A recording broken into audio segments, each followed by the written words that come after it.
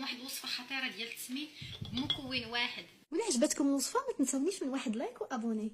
الوصفه هذه انا سبق لي وحطيتها من قبل فاش يلاه ديال القناه، وهاد الوصفه هذه من عند الدكتور عماد ميزاب وجابت نتيجه مع بزاف ديال الناس.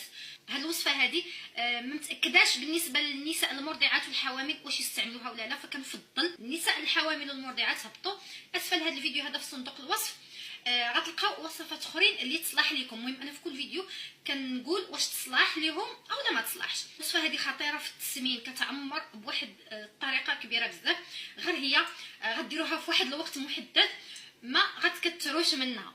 يعني غنقول لكم بالضبط التفاصيل. هي هذه الكتيره فيما مشيتو في الدول العربيه اسمها الكتيره، فين غادي تلقاوها؟ غنتلقاوها عند العشاب. المهم مطحونه، ها هي عندي باش نوريها لكم. هي هذه مطحونه.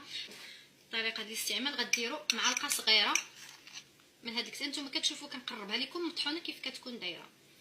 غندير غير معلقه صغيره. في حاله ما كانتش عندكم مطحونه وعندكم بحال هكايا حجره غادي تستعملوا هكايا. راكم كتشوفوا قياس المعلقه صغيره شحال وهي حجره. نضيف عليها كاس ديال الحليب يكون سخون، واصل لدرجه الغليان، يعني نحركها غير شي شويه.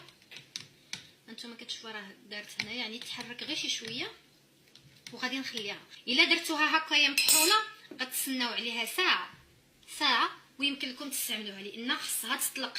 اللي ما كيستعملوش الحليب يمكن لكم تستعملوا الماء، ولكن راه ما غتعجبكمش في المذاق مع الماء لان الحليب مهم. جربوا. المهم بالنسبه لبغيتو تحليوها ممكن ديروا شويه د العسل باش تحليوها ولا شي شويه د السكر. ملي درتو معلقه مطحونه غتخليوها تقريبا ساعه ديال المكانه، اولا في حاله ما الا بغيتو تسرعوا العمليه هي داك نص ساعه ديروا مثلا طحنوه بهذا الميكسور. في حاله ما الا استعملتوها طرف ما مطحونش راه خصها على الاقل تبات ليله كامله. الوصفه كيف ولات هانتوما كتشوفوا الشكل ديالها كرجعات خاتره على هذا الشكل. هذا اش قلت لكم، الكتيره راه كتبدل الاصليه اذا كانت حقيقيه راه كتبدل هكا. بالنسبه لطريقه الاستعمال يعني ممكن اللي ما عندوش الوقت مثلا بغى يستعملها الصباح من بعد الفطور لا ممكن ديروها بالليل ولا غدليه تستعملوها مور الفطور اولا مور الغدا. المهم يمكن لكم ديروها بواحد الوقت قبل وتخليوها، غطيوها غير بشي حاجه وخليوها في الثلاجه.